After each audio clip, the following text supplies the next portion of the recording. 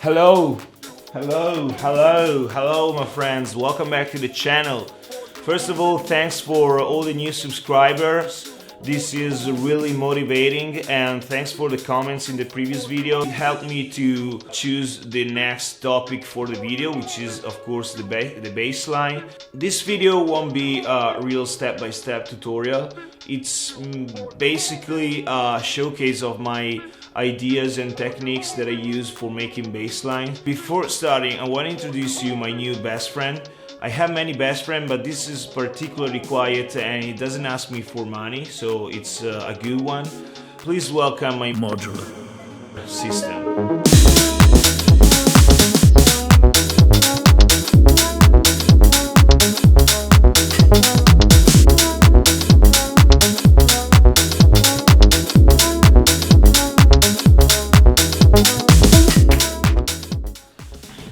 So, tip number one, sine waves are boring.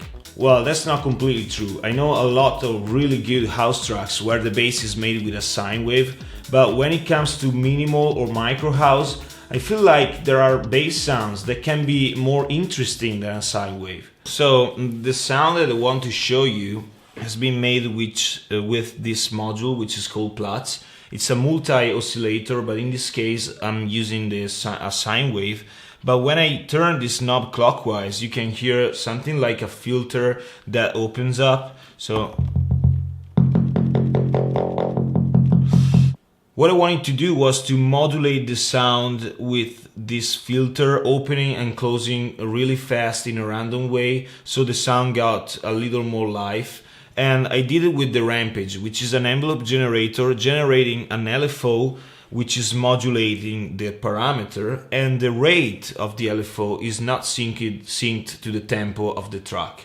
In this way, you have a modulation that happens in a random way throughout the bass pattern.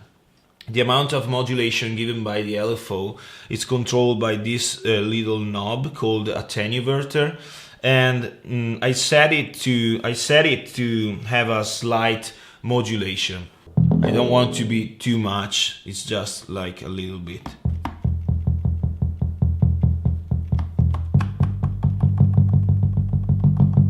Like this, okay, I like this.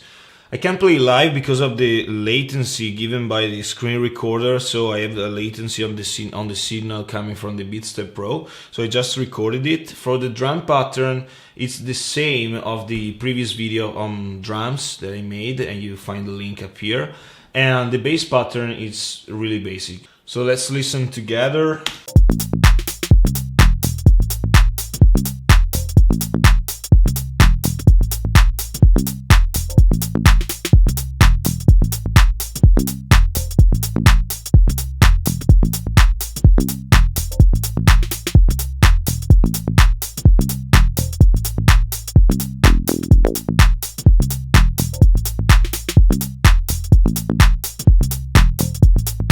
Okay, so guys, I know that only few of you have a modular system, but don't worry, you can make the same sound or a similar sound with a VST as well. I tried to do it with Massive, which is a plugin that almost everyone has, and I have to say that it's not exactly the same sound, but it's pretty similar given the fact that I did not spend too much time on it. I'll link the patch in the description below, so you can download it, open on your Massive and try to make it better. So let's hear how it sounds and then quickly see how I made it.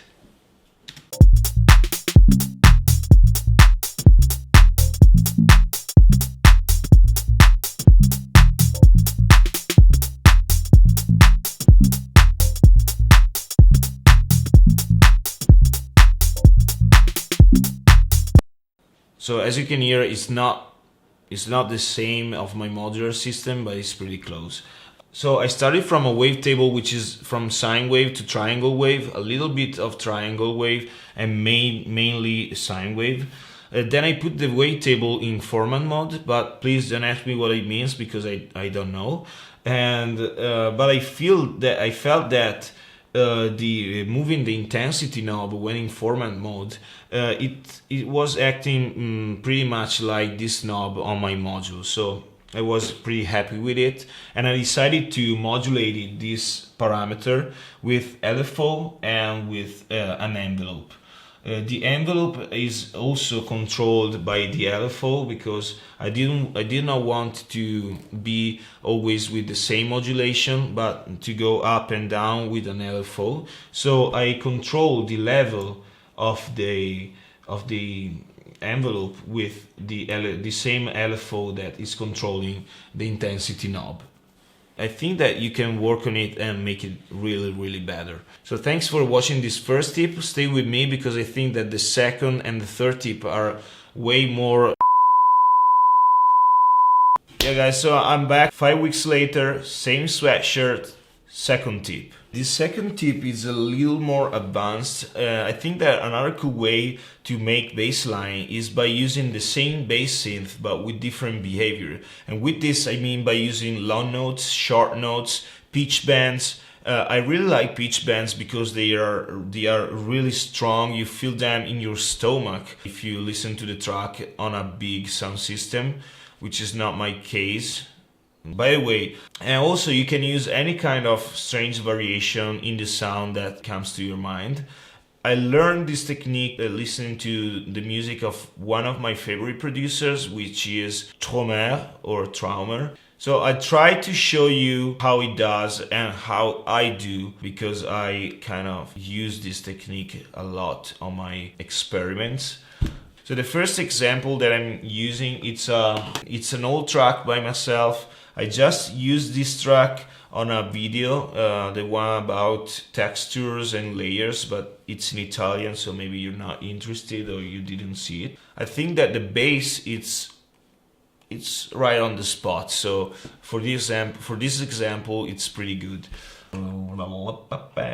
So I suggest you to use headphones because the bass are really low. This is like the intro. Then I have the main part, which has the main bass, sub bass, and also those toms. The sub bass is made of three layers. Pitch bend. It goes from a high pitch to low pitch. I simply took a sine wave and then I applied to the pitch of the oscillator an envelope that made the bass start from a high pitch, and then it fastly goes down to the pitch of the note I play.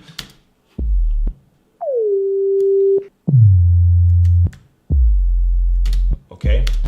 The second layer, it's more like a percussive sound, so I have a short decay on the amp of the oscillator and nothing more. It's just a sine wave with a short decay, which acts like a percussion or something like this. Kind of. The third layer, it's a little more complex because it's vibrating and pitch bending sound. It sounds like this. It took me way more time to do it, and I want to show you how I did it because it's pretty nice. So I made it with Sealenth, which is this nice synth that everybody knows. It's a sine wave. The first step is to modulate the volume of the sound with a really fast LFO. That's the effect that you hear at the beginning when the sound vibrates. You hear that grrr. This vibration happens at the beginning of the sound, so I use the envelope to act like a dry wet in time for the LFO. So at the beginning we have the LFO, which is wet, and then fastly it goes down and it becomes completely dry, so we have no more this vibration. And also the envelope acts on the pitch of the sound, so in this case it goes up. Okay, so that's it. And that's the second part of the track.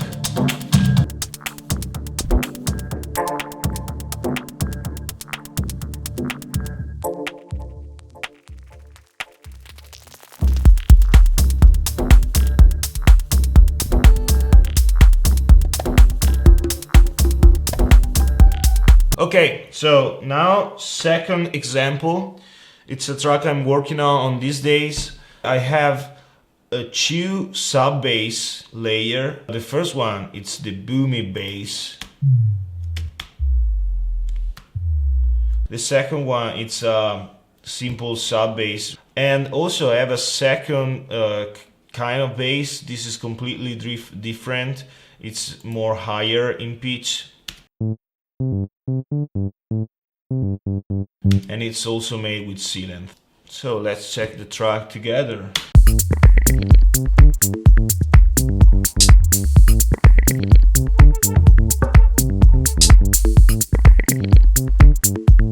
The pitch bend, I think it's really helping the bass line to be more interesting.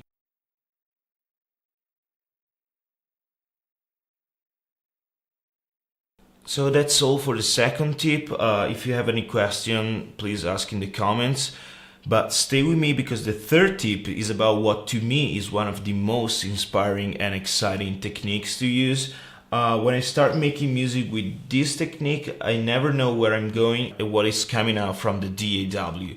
So tip number 3. You hear that?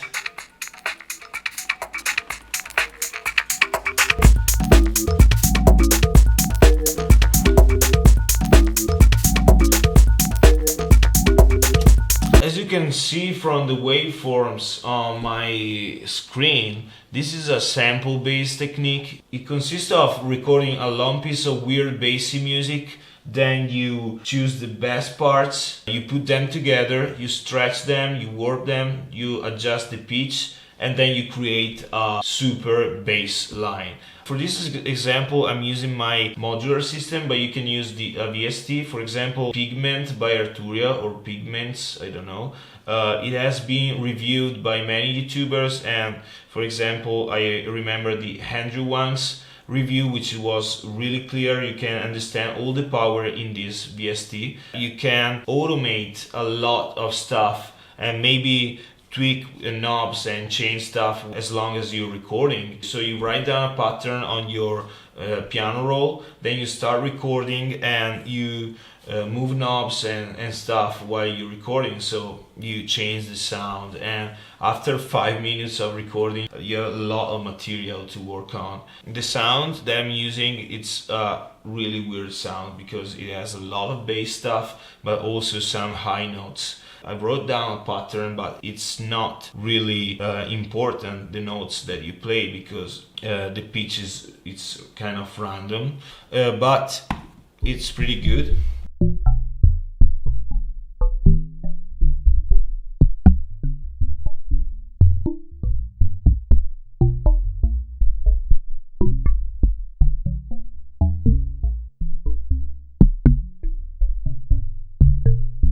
If I move the knobs, you can feel some change in the sound. This is more percussive. This is more bassy. This is kind of destroyed.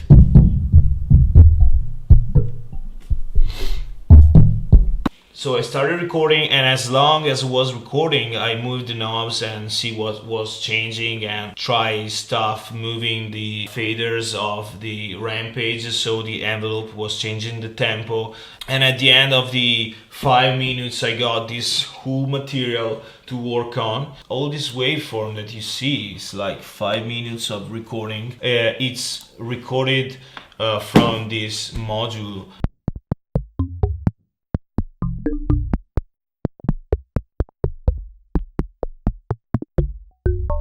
I have a lot of stuff to go through, so I discarded all the percussive sounds, and I was looking most of all for this kind of stuff. This in particular, I liked it from the beginning. Then all this bassy stuff is good, so I could create a sample pack with this stuff because there's so many possibilities.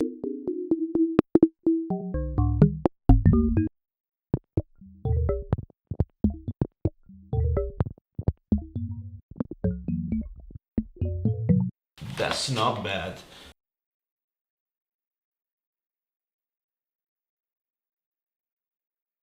So this is the sample.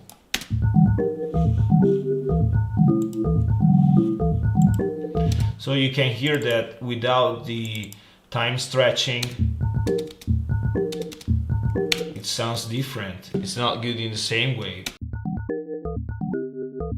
So here I have a little bit of stretching also here, and here, for example, I have also some pitch adjustment to be in tune with the track. For all these little samples, I use the beats mode on the warping. I wanted something really rhythmic, even in the change of pitch. So if I put on complex mode, for example, you have something like this. The beats mode just reads the transients of the sample. If there are no transients, there's no change. It doesn't read the automation. And that's why you don't hear this pitch bend. There's a lot of pitch adjustment here as well, and a lot of time stretching.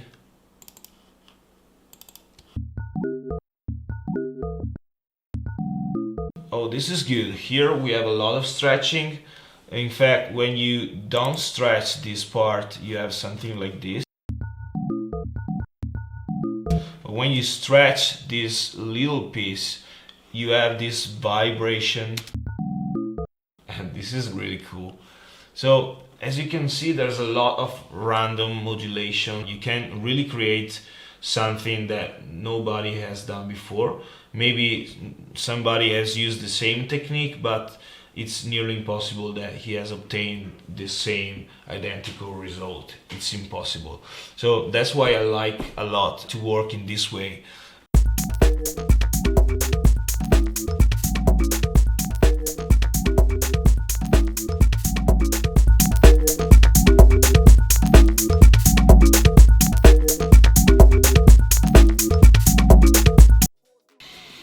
Okay, so guys, I think I have to stop now because the video is already too long.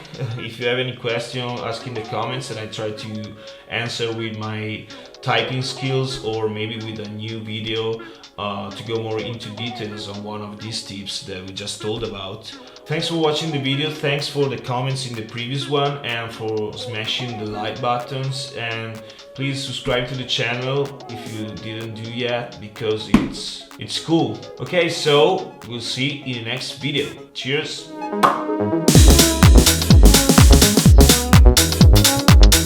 First of all, I want to say thanks. Holy shit.